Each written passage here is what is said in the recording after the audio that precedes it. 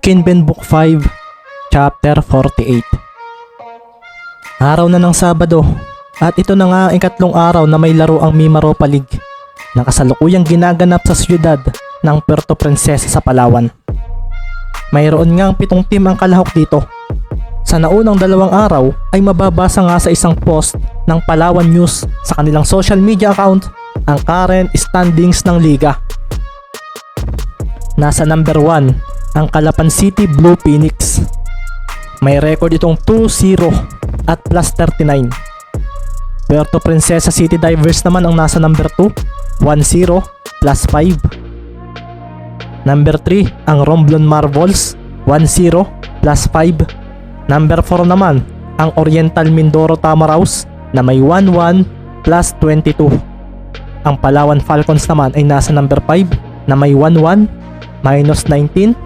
Ang Occidental Mindoro Mangyans ay 0-2 na nasa number 6, negative 9. At ang pampito ay ang Marinduque Moriones na may 0-2, minus 43. Nangunguna ang Calapan City team at nahuhuli naman ang Marinduque na may minus 43 sa quotient makalipas ang ikalawa nilang pagkatalo. Ngayong ikatlong araw nga ay una maghaharap ang Romblon at Occidental Mindoro. Nasusundan ng isang laban na marami rin na nag-aabang dahil ang home team na Divers ang nangungunang Team Calapan. Sa loob nga ng Coliseum ng syudad ay puno na naman nga ang bawat upuan ng mga manonood at karamihan dito ay nakasuot ng sky blue na damit. Makikita nga rin doon ang tatak ng Divers team. May isang malaking grupo nga rin ang may dalang pampaingay at may ilan din ang nagdala ng tambol para kalampagin ang venue sa oras na maglaro na ang home team. Ngunit bago ang hinihintay nilang paghaharap ng mga iyon ay makikita na nga ang mga manlalaro ng unang teams na maglalaban. Nagwa-warm up na nga ang mga players ng Marbles at Mangyans. Medyo iba nga lang ngayon ang ingay ng crowd para kay Kyle Lastimosa dahil ikalawang talo na nila ito. Parang nagbigay ito ng mensahe sa ilang manonood na mas magaling nga raw si Kyrie kung ikukumpara rito. Sa team naman ng Romblon ay inaabangan ng ilang manonood ang magiging performance ni Roy Bendawis dahil maganda ang naging laro nito noong unang game nila kontra sa Marinduque. Sa unang 2 quarters nga ng laro ay isang typical na palitan lang ng runs ang nangyari. Kaso sa second half ay dito na nga kinuha na Occidental Mindoro ang momentum ng laro. Ito ay nang magsimula ng manalasa si Kyle Lastimosa na medyo ibang laro ngayon. Ito nga ay base sa obserbasyon ni Mendez at Romero. Napangiti tuloy si Maki nang magpakawala ng 3 si Lastimosa at napatingin pa ito sa pwesto nila ni Ricky. Nakakahiya naman kung hindi kami mananalo rito, sabi nga ni Kyle sa sarili, at hanggang ngayon nga ay naaalala pa rin niya ang ginawa ni Ricky sa kanyang kakambal kahapon. Pati na nga rin ang naging pag-uusap nila nito pagkatapos noon. Si Roy Bendawis nga ay makikitang pawisang-pawisan dahil sinusubukan niyang maihabol ang score nila sa Oxy. Kaso, ang magandang laro nila Lastimosa at ang kagustuhan ng team na hindi na sila matatluhan ng talo ay nagbunga rin sa wakas. Natapos ang game sa score na 99-85 at tuwang-tuwa ang mga kakampi ni Kyle nang mangyari iyon. Makikita naman nga si Lastimosa na kalmado naglalakad papunta sa kanilang bench. Napahinga siya ng malalim at pinakiramdaman ang pagkapanalo nilang ito. Kung ikukumpara nga sa naunang scores ni Lastimosa sa unang 2 laro, ang nagawa niya ngayon ay mas mababa ang kanyang nakuha laban sa Romblon. Siya nga ang hinirang na player of the game na kung saan ay nagtala siya ng 31 points, 5 rebounds, 6 blocks at 5 steals. Medyo may lumbay ngang nakipagkamay sa kanila ang team ng Romblon dahil sa nangyari. Wala kasing nagawa ang 20 points at 15 rebounds ni Dawis at naging pangit din ang performance ng kasama nitong si Jeron Candava nang si Kyle Lastimosa ang bumantay rito. Dahil nga natapos na ang unang laban ay dito na nga nagsimulang maging maingay ang loob ng venue. Makalipas nga ang ilang minutong palabas ay dito na nga nagsipasok ang 2 teams na maglalaban. Makikita nga ang Divers na nakasuot ng puting jersey na may kaunting asul na disenyo. Maririnig na nga lalo ang malakas na cheer ng crowd sa mga ito. At nang makita nila si Calvin Barrientos ay doon na nga kumawala ang malakas na sigaw para rito. Napangiti nga si Rare nang marinig ang Barrientos chant ng crowd. Habang nasa bench nga sila ay napatingin pa siya sa kanyang kaibigan. Naririnig mo ba ang suporta nila sa iyo? Mamimiss mo iyan kung hihinto ka na sa basketball. Wika ni Rare at tiningnan lang naman siya ni Calvin. Mukhang hindi rin. Huwag kang magalala. Kahit ito na ang huli kong paglalaro ay ayusin ko pa rin ang performance ko. Kukuhanin ko muna ang championship trophy para sa iyo at kay coach na palagi na lang akong pinagsasabihan. Sabi nga ni Calvin at napangiti na nga lang si Rare nang marinig iyon. Matapos din iyon ay napatingin na lang din siya sa nagsipasok ng mga players ng Kalapan. Magsisimula na nga silang mag-warm up at gaya ng palaging ginagawa ni Ricky Mendez ay makikita na naman ito sa tabi ng bench nila na kasalukuyang nagpapatalbog ng bola. Napangiti na nga lang si Ricky nang makita ang outfit ni Larry na nakaupo sa bench ng oras na iyon. Naka-formal attire nga ito at si Coach Isaiah nga ay napapailing na lang habang katabi ito. Alam ko na Larry kung bakit wala ka pang nagiging syota. Biglang sambit nga ni Coach at si Larry naman habang nagpapaypay ng dala nitong abaniko ay napatingin sa kanya. Bakit Coach? Napapaisip nga rin ako, sabi ni Larry. Nakakahiya kang kasama? Takaw atensyon ng mga ginagawa mo, prangkang sagot ni Coach Isaiah. Napangiti naman ang pilit si Larry nang marinig iyon. Alam naman niya ito kaso hindi lang niya mapigilang hindi gawin ito. Pakiramdam kasi niya ay may kumpiyansa siya kapag ganito ang kanyang ginagawa. Sorry na Coach. Natatawang wika ni Larry at tumango naman si Isaiah. No problem naman daw. Pero kung gusto raw nitong hindi tumandang binata, kailangan daw nitong baguhin itong mga kawalang hiyaang ito. Bata ka pa naman Larry. Tingnan mo si Ricky, si Maki. Kita mo ba ang ginagawa nila kaya sila napapansin ng mga babae? Ano Coach? Kung hindi siguro matilos ang baba ko baka pwede yung mangyari sa akin. Napailing si Coach sa sinabing iyon ni Larry. Mali ka. Walang kinalaman ang itsura. Kumilos ka lang na parang walang pinagpapasikatan. Huwag kang magpapansin. Makinig ka sa akin at sinisiguro ko magiging lapitin ka rin ng babae. Nagkangitian na nga lang ang dalawang assistants ni Coach Isaiah dahil akala nila ay basketball ang pinag-uusapan ng kasama nila. Tungkol pala sa babae. Napagtanto tuloy nilang normal na tao pa rin daw pala ang kanilang coach dahil nga ang akala nila ay puro kaseryosohan sa buhay ang maririnig nila rito kapag sila ay magkakasama. Bakit Coach? Gawain ba ninyo yan noong binata pa kayo? Nangingiting wika ng isa sa dalawa at bigla namang sumeryoso si Isaiah at napatingin sa kanyang katabi na bigla agad kinabahan. Joke lang Coach, sambit ng dalawa na napatingin na lang sa hawak nilang mga notebooks. Nangyari na nga rin ang harapan ng dalawang team sa gitna ng court at dito na nga nagsimulang magwala ang crowd. Napangiti nga si Ricky ng kamayan si Rare at Calvin. Wala nga lang salitang nagmula sa bibig nila at mukhang ang laro lang ang focus nila ngayon. Good luck, Coach Cervantes. Sana ay mabigyan mo ng magandang game ang mga bata ko. Wika ni Coach Salome na may kung anong dating kay Isaiah. Mukha bang hindi ka namin mabibigyan ng magandang game Coach? Muntik na kayong matalo ng Oxy noong isang araw ah. Last quarter na naglaro si Barrientos. Kaya baka iba na ang mangyari ngayon. Nakakalimutan mo yata Coach na isa lang ang lamang ninyo sa kanila noong unang araw. Sabi naman ni Coach Salome at napaseryoso nga ang players ng dalawang team dahil parang hindi pa nagbibitaw ang kamay ng dalawa. Ang pagsilbato na nga lang ng referee ang nagpahinto sa mainit na sagutan ng dalawang coaches na iyon. Napatawa na nga lang ng pilit si Isaiah na nakaramdam ng inis sa coach ng kalaban. Hindi ko gusto ang tabas ang dila ng matandang ito ah. Isaiah Cervantes, ipapalasap ng team namin ang una ninyong talo rito sa liga. Hindi pwedeng kayo na naman ang mamayagpag sa rehiyong ito. Sabi naman ni Coach Salome sa sarili na sinabayan nga ni Rare sa paglalakad papunta sa bench.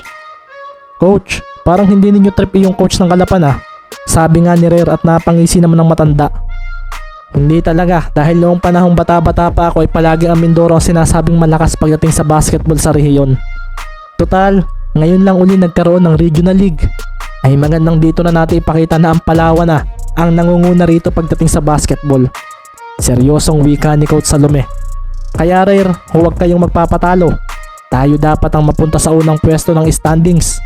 Tayo rin dapat ang magkampiyon. Tumango nga si Rare at makikita naman si Calvin na nakikinig sa usapan ng dalawa na nasa kanilang likuran. Kumawala na nga rin ang malakas na cheer para sa Divers at makikita na nga ang pagpasok ng starting 5 ng dalawang teams.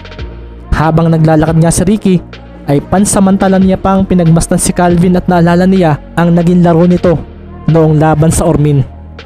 Sana raw ay hindi ganoong Calvin ang kanyang makalaban dahil ang gusto niyang makita ay ang naging performance nito noong magkakampi nilang tinalo sina Manzano at Macapagal. Ako ang bahala kay Barrientos, ikaw na ang kay Marquez. Sabi nga ni Maki kay Ricky na kaagad na tumango. Nagkapwestuhan na nga ang dalawang teams at nasa gitna na rin ang dalawang nilang sentro na jump ball na lang ang hinihintay upang ang laro ay mag-umpisa na. Calapan City Blue Phoenix 2-0. Ricky Mendez number 3, 5'6", point guard. Maki Romero number 24, 6'0", shooting guard. Bartolome Semeron number 14, 6'5", small forward. Markili number 4, 6'8", power forward. Marlon Magbuo number 6, 6'9", center. Puerto Princesa City Divers 1-0. Rare Marquez number 30, 6'1", point guard. Calvin Barrientos number 23, 6'4", shooting guard. Royce Magpantay number 22, 6'5", small forward. Samuel Orense number 13, 6'7", power forward. Mikey Cardinal number 20, 6'11", center. Kinalampag na nga ng crowd ang venue nang ibato na ng referee ang bola sa ere at sabay na rin ngang tumalo ng dalawang sentro na nasa gitna. Tila nga hindi masabi kung sino ang nagwagi sa jump ball na iyon at dito na nga tumapon ang bola sa kaliwa nilang bahagi na mabilis namang hinabol ng mga players na malapit dito. Sabay ngang nahawakan at natapik ni na Barrientos at Romero ang bola na naging dahilan upang tumalbog ito palayo mula sa kanila. Sa pagkakataong iyon ay doon na nga rin lumitaw si Mendez na mabilis na hinila ang dribble dahil muntik na itong madagit nang dumating na si Marquez. Ang crowd niya ay marahang napalunok sa tagpong iyon. Kaso isang biglaang pagbato ng bola ang ginawa ni Mendez at dito na nga ito mabilis na sinambot ni Markili na mabilis na pumesto sa 3-point territory. Titira na nga sana si Lee kaso mabilis siyang naharangan ni Orense at alam na nga rin ito na may outside shooting ang power forward ng Calapan na ito.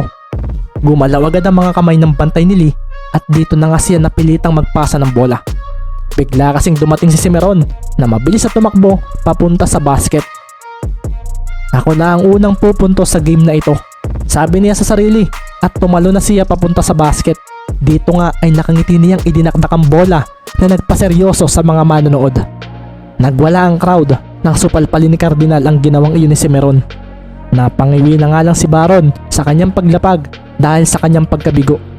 Si Rare naman ay mabilis na hinabol ang bola at tinapik papunta kay Barrientos.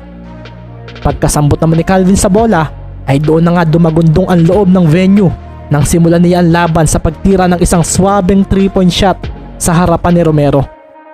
Hinalit ito ang basket at agad na tumakbo si Barrientos sa side nila para hintayin ang pagbalik ng mga taga-Calapan. Ang bilis ng release niya at parang hindi pa siya titira nang gawin niya ang tras na iyon. Sabi nga ni Maki sa sarili na mabilis na tumakbo sa kaliwang bahagi ng side nila. Kasunod nga noon ay ang pagsiset sa kanya ni Semeron ng screen. Isang bigla ang cut sa ilalim ang ginawa ni Romero at nang makita ito ni Ricky ay isang pasa ang kanyang ginawa. Kaso hindi papunta kay Maki kundi papunta ito kay Baron dahil matapos ang screen na ginawa nito ay mabilis itong kumawala mula sa nabangga nitong si Barrientos.